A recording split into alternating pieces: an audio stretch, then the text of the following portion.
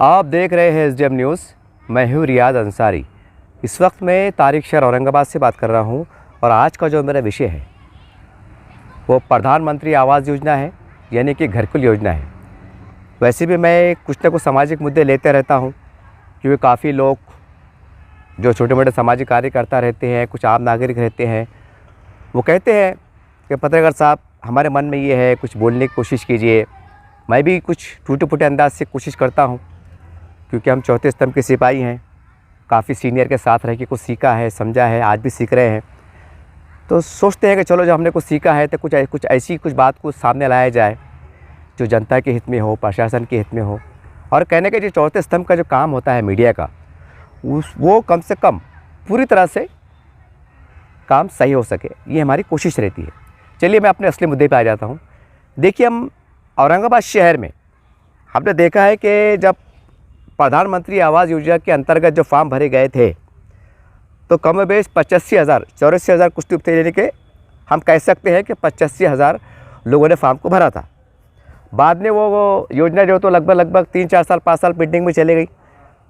फिर वो औरंगाबाद के खासदार इंतजार साहब ने पार्लियामेंट में आवाज़ उठाए, पर यहाँ के जो बड़े बड़े अधिकारी है, म्यूनसिपल कमिश्नर साहब है, कलेक्टर साहब है और जो भी संबंधित विभाग के अधिकारी है, उनको दिल्ली में तलब किया गया। उस कमेटी के सामने कहीं ना कहीं हम कह सकते हैं कि प्रशासन हरकत में आया। उसके बाद कहने के काम में तेज़ी आई, ये भी बहुत बड़ी सच्चाई है। और उसके बाद से हम समझते हैं कि कुछ ना कुछ ये काम शुरू हुआ है या शुरू होने के कगार पे है, नहीं तो पता नहीं काम का क्या होता या ये काम दम तोड़ जाता। ये सच्चाई है। बहरहाल खुदा करके वो फिर से दोबारा उसमें काटछाट हुई तो मालूम पड़ा कि भाई उसके अंदर 85,000 की जगह 42,000 यानी कि 35,000 के आसपास लोग मतलब पाए गए। अब बाकी लोगों को मतलब किसी वजह से हटा दिया गया। पेपर में आया कि भाई डॉक्यूमेंट्स कम थे, ये थे, वो थे, जैसे जो भी थी टेक्निकल बात रही, यानी कि 45,000 का आंकड़ा 42,000 से लेके तो 45,000 तक आंकड़ा समझ में आया। उसके बाद ये तय पाया कि भाई ज़मीन का सर्वे करेंगे। तेजगांव, सुंदरवाड़ी, मिटमिटा, पड़ेगांव, चिकलठाना वगैरह जो भी है, हरसोल, वहाँ की ज़मीन तलाश हुई। कुछ ज़मीन में विवाद निकला, कुछ मैटर डिस्प्यूट रहा, कुछ कहा गया कि पहाड़ की ज़मीन है, ऐसा है वैसे, वो सारी बातें अखबार में आ चुकी। फिर कहा गया कि भाई 11-12 हज़ार कुछ घर बनेंगे पहले टप्पों में, बाद में देखते हैं फिर जैसे जैसे मिलेगा। वो सारी बातें आपके सामने हैं और कह सकते हैं, कहने की जनता में चलो देर से सही एक खुशी का माहौल है कि चलो भाई गरीब को घर मिलने वाले हैं। लेकिन जिस तरह से काम चल रहा है उसको लेकर जनता में नाराज़गी भी है। लेकिन असल मुद्दा ये है, ये वीडियो मैं इसलिए बना रहा हूँ कि काफ़ी लोगों ने कहा है कि भाई यकीनी तौर से 11,000-12,000 घर बन रहे हैं, बाद में और बढ़ोतरी होंगी, जैसे फॉर्मेट बढ़ेगा, जैसे मतलब आगे बढ़ेगा प्रशासन, जैसे लोगों की रिक्वायरमेंट आएंगी, हालात जैसे उभर के आएंगे, तो जाहिर सी बात है फिर ये संख्या बढ़ती जाएंगी। जैसा आंकड़ा बताया गया कि 40-45,000 के घर का आंकड़ा है, वो तो लोग गरीबों को मिलेगा, सारी बात है। लेकिन काफ़ी जनता ने कहा है कि जब हज़ारों की जब कॉलोनियाँ बन रही हैं, जैसा 5,000 की कॉलोनी है, 2,000 की कॉलोनी है, तो जाहिर सी बात है 2,000 कॉलोनी जो घर होते हैं मामूली परिवार नहीं होते। जब 2,000 घर बन रहे हैं तो एक घर में जो एवरेज निकाला जाता है वो 5 लोग रहते हैं। तो ये काफ़ी बड़ी आबादी, 10-12 हज़ार की आबादी, एक आबादी बस्ती की हम कह सकते हैं। तो लोगों का कहना है कि जैसा अगर मान लीजिए कि अगर मुस्लिम आबादी ज़्यादा है तो वहाँ पर कब्रस्तान की व्यवस्था करे कि नहीं करे, शादी खाने का व्यवस्था करे कि नहीं करे, ये बहुत ज़रूरी है। अगर हमारी दलित समाज, पिछड़ जाति के लोग हैं तो उनको शमशान भूमि लगती हैं, या फिर उनके धर्म के हिसाब से जैसा जो भी है, हमारे क्रिश्चियन भाई रहते हैं तो उनको भी ज़मीन लगती है, शमशान भूमि लगती है दफन विधि के लिए, जैसा भी उनका धर्म के हिसाब से काम होता है। तो मेरी ख़ास तौर से औरंगाबाद के खासदार इंतजार साहब से अदबन गुजारिश है कि साहब ये स्कीम दम तोड़ गई थी, लेकिन आपने जिस तरह से पार्लियामेंट में आवाज़ को उठाया और उसके अलावा साथ साथ औरंगाबाद के कई संगठनों ने भी इसके ऊपर मौसर तरीके से आवाज़ को उठाया, ये भी सच्चाई है कि उन्होंने म्यूनसिपल कमिश्नर के मारिफत, महाराष्ट्र सरकार के मारिफत, ज़िला कलेक्टर के मारिफत, विभाग आयुक्त के मारिफत, इन्होंने लगातार निवेदन भी दिए। इसके संगठन के लोग, एक पार्टी के लोग भी हैं, लेकिन आपने पार्लियामेंट में आवाज़ उठाई, ये कहने का मामला ज़िंदा रहा और आज ये पूरी तरह से हम समझते हैं कि ये लोग काम पे लग गए हैं।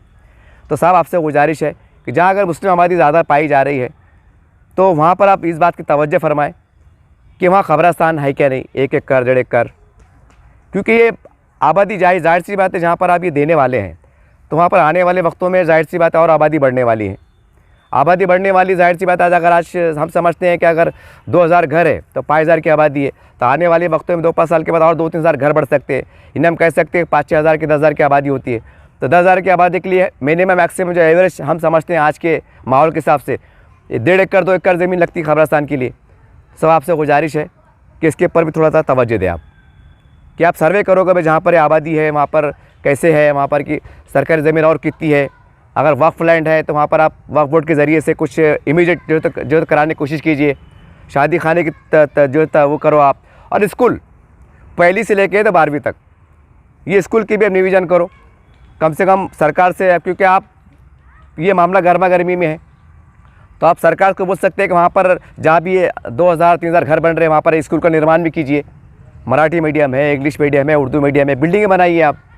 अब सवाल ये है कि हम ये देख रहे हैं, अखबार में देख रहे हैं कि खासगीकरण हो रहा है, यानी स्कूल को भी कहने का प्राइवेट करने की कोशिश की जा रही है, जैसे हम अखबार में देख रहे हैं। तो सर आपसे मेरी गुजारिश है कि आप सरकार से आप 2 टोक बात कीजिए कि आप 2 माला 3 माले की बिल्डिंग बना दीजिए, ताकि वहाँ पर कम से कम एक टाइम में 700-800 हज़ार बच्चे पढ़ सके। अब है स्कूल चलाएंगा कौन? तो कई सही सामाजिक संगठनाएँ हैं जो गोद लेने का काम करती है। जैसा हम अखबार में देख रहे हैं कि म्यूनसिपल कमेटी साहब ने ऐलान किया है कई कंपनियां वाले संगठन वालों को, भाई आप गोद लीजिए, वो स्कूल को चलाइए, और उसकी कहीं ना कहीं परिणाम भी आ रहे हैं, अखबार में समाचार भी आ रहे हैं। तो आने वाले फ्यूचर में हो सकता है, लेकिन शर्त है कि आप बिल्डिंग बना के दे दो। तो हो सकता है कि अगर मुस्लिम बस्ती है और वहाँ पर एक 3 माले की 2 माले की बिल्डिंग बन रही है, 500, 600, 700 अगर बच्चे पढ़ने वाले हैं पहली से लेकर 12वीं तक, तो जाहिर सी बात है मुस्लिम समाज में कई मजहबी संगठनाएँ हैं, तबलीगी जमात है, जमात इस्लामी हिंद है, जमात उलमा हिंद है, अहले हदीस है, वगैरह वगैरह, सुन्नतुल जमात है। तो ये लोग कहना कि अब क्योंकि हालात बदल रहे हैं साहब, अब अरबी मदरसे की भरमार हो गई और हम कह सकते हैं कि अरबी मदरसे अब काफ़ी हो गए, अब स्कूल कॉलेज की तरफ देखने की ज़रूरत है।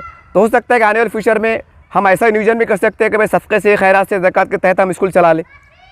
बस शर्त ये है कि बिल्डिंग तैयार रहेंगी, सरकार की तरफ से सब सहूलत रहेंगी, लाइट, पानी, टॉयलेट, जो भी सारी ग्राउंड। तो जाहिर सी बात है दूसरी संगठनाएँ जो आने वाली है वो आसानी से गोद लेके अपने पैसों से मतलब वो स्कूल चला सकते, ये भी चीज़ हो सकती है। शादी खाने के इसका भी मामला ऐसा हो सकता है, और कब्रस्तान, और वहाँ पर एक हॉस्पिटल। अब सवाल ये है कि आज हॉस्पिटल इतने बुरे हाल चल रहे हैं, हम अखबार में देख रहे हैं कि कई सरकारी हॉस्पिटल में जो अमवात हो रही है, मौतें हुई है, जैसा नांदेड़ में घटना हुई। अब नए हॉस्पिटल खोलना, फिर नए स्टाफ लाना बहुत बड़ी बात है। तो सर मैं आपको एक खासदार साहब आपको रिक्वेस्ट कर रहा हूँ कि आप प्रशासन के बड़े अधिकारी बोल सकते हैं, साहब आप बिल्डिंग बना दीजिए, 2 माले की 3 माले की बिल्डिंग बना दीजिए। हमारे पास कई ऐसी मेडिकल ग्राउंड पे काम करने वाले इंजीनियर्स मौजूद है, अगर हम उनको बिल्डिंग बना के दे देते हैं, जैसा ख्वाजा गरीब नवाज़ का हॉस्पिटल है, एग्जाम्पल दे रहा मैं आपको, या सागर का हॉस्पिटल है, एग्जाम्पल दे रहा आपको, आप ऐसा बना के दीजिए। तो उसमें क्या होगा कि जो प्राइवेट जो संस्था वाले जो मेडिकल ग्राउंड पे काम करते, लोगों के ताउन लेके, मदद लेके, हेल्प लेके, तो वो एनजीओ के हम हवाले कर सकते। और गवर्नमेंट से बात कीजिए कि भाई आप उनको लिखा पढ़ी करके एक जो भी इसका क्राइटेरिया होता है कि भाई आपको हम ये दवाखाना चलाने के लिए बिल्डिंग दे रहे हैं, इसका आप एडिट रखिएगा, और आपसे हम लाइट बिल, पानी, लाइट बिल नहीं लेते हैं, बिल्डिंग आपके हवाले करते हैं। आप गवर्नमेंट के चंदे से, अतीये से, जो भी फंड आता है उससे आप इसका हॉस्पिटल चला लीजिए, स्कूल भी चलता, हॉस्पिटल भी चलता। अब रहा कब्रस्तान, तो कब्रस्तान के लिए तो कोई ज़्यादा उसकी बात नहीं है, दीवार आसानी से उड़ जाती, उसके लिए बाद अपना गवर्नमेंट के GR होते हैं, तो स्कूल भी खड़े हो जाता, हॉस्पिटल भी खड़े हो जाता, और कब्रस्तान भी जो तैयार रहता।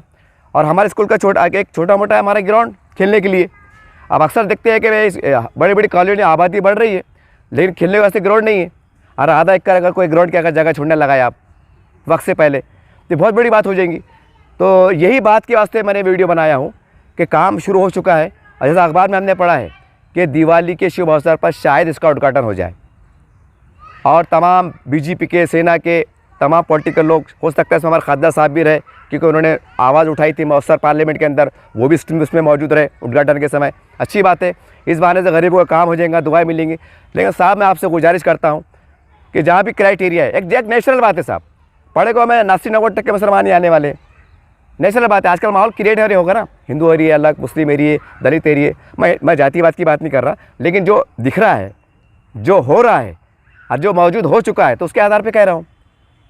तो कहने का मतलब ये है कि उसके ऊपर ध्यान में रखते हुए कि भाई अगर हमारी दलित समाज की बस्ती है, वहाँ पर दलित समाज की हमारे लोग जा रहे हैं, बेघर लोग, तो उनकी शमशान भूमि के वास्ते जगह का अलाइनमेंट कीजिए, उनके लिए सभागार का हॉल, उनके लिए एक समाज का जो घर होता है शादी ब्याह के हिसाब से, हम शादी खाना कहते हैं।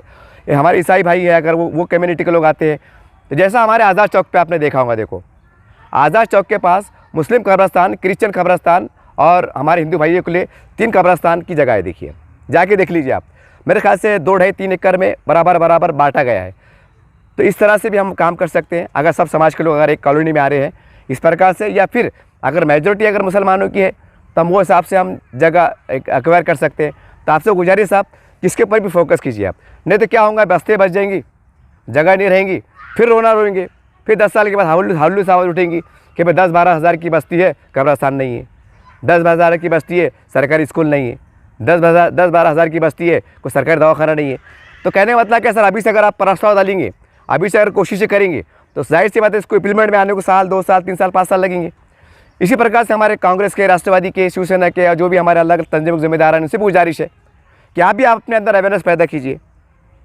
खाली सैलाब आ गया, अब फिर रोना रो रहे, बारिश आ गया, घर में पानी घुस रहा, फिर बोले यार अपनी छतरी क्यों ले खड़े रहते, पन्नी क्यों डाले थे। तो ये हरकत मत कीजिए आप, मैं आपको तनकीद नहीं कर रहा हूँ, यानी प्री प्लान काम कीजिए आप कि भाई ये इतनी बड़ी बस्ती बसने वाली है, कौन सा समाज की आबादी ज़्यादा है, खबरस्तान ज़रूरी होता है, दवाखाना ज़रूरी होता है, हॉस्पिटल ज़रूरी होता है, पुलिस चौकी ज़रूरी होती है, छोटा मोटा बच्चों ग्राउंड खेलने ज़रूरी होता है, ये लाजमी चीज़ें हैं। और मैं तो बीजेपी के जो यहाँ के जिम्मेदार भरत करार साहब, अतुल साहब से गुजारिश करता हूँ, साहब मोदी जी का बहुत बड़ा प्रोजेक्ट यहाँ पर औरंगाबाद में आ रहा है, आ चुका है, तो आप उसको ऐसा कीजिए कि औरंगाबाद शहर में एक इतिहास में नाम लिखा जाना चाहिए कि मोदी जी का प्रोजेक्ट था, केंद्र सरकार की योजना थी और राज्य सरकार ने मिलकर उसको इतना अच्छा इम्प्लीमेंट में लाया कि चाहे मुसलमान की बस्ती हो, दलितों की बस्ती हो, पिछड़े समाज की बस्ती हो या हमारे और अन्य को समाज की बस्ती हो, वहाँ पर स्कूल, हाई स्कूल, कॉलेज, कब्रस्तान, शमशान भूमि, दवाखाने, खेलने ग्राउंड, ये सब हमने अवेलेबल करके दिया है। अरे एक इतिहास में नाम होना चाहिए, जैसा रफ़ीक ज़कीरिया साहब ने एक इतिहास में नाम लिखे गए उनका, सिडकोट को लाया, वहाँ पर ग्राउंड भी है, स्कूल भी है, कॉलेज भी है, काफ़ी ज़मीनें खाली, जैसा आप देख रहे हैं काफ़ी वक्त के साथ डेवलपमेंट हुआ है, ज़मीनें थी तो वहाँ कॉलेज भी बने। तो ऐसा कुछ आप करने की कोशिश कीजिए। ये एक चंद लोगों के मशवरे थे, तो मैं सोचा चलो आपके गोशगुजार कर दूँ। हो सकता है, मैं आप पे कुछ शक नहीं कर रहा हूँ कि आपके जहन में नहीं होगा, हो सकता है अगर आपके जहन में अगर कुछ बात हो सकता है बोलने से कोई नई बात अगर आ गई होगी, तो आपसे गुजारिश है कि आप इसके ऊपर थोड़ा सा केंद्र सरकार से, राज्य सरकार से और ज़िला इंतज़ामिया से आपको नुमाइंदगी कीजिए और इसके ऊपर भी थोड़ा बहुत हम आगे बढ़कर और क्या सुविधा ला सकते हैं, करने की कोशिश कीजिए। बस यही मेरा मकसद वीडियो बनाने का था। उम्मीद करते हैं कि इसमें आप सारी बातों को पॉजिटिव लेते हुए और क्या बेहतर हो सकता है, अगर मेरे बोलने में कमी हो गई होंगी, आपके जहन में क्लिक हो गया कि हम ये भी कुछ कर सकते हैं, वो भी करने की कोशिश कीजिए। जय हिंद, जय महाराष्ट्र।